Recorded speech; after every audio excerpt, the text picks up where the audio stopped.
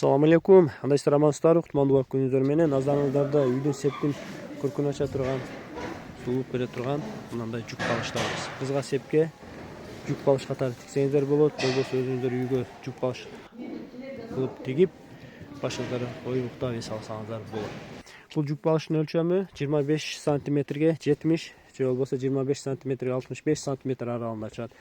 Бул королевский бархуттан кол иши королевский бархуттан тигилген жүк балыштарыбыз. Bir комплектте 4 тана жүк балыш болот. 4 тана кыскасы, баасы, акция оптун баасы 400 сомдон. 4 тана жүк балыш, 4 штугу 400 сомдон.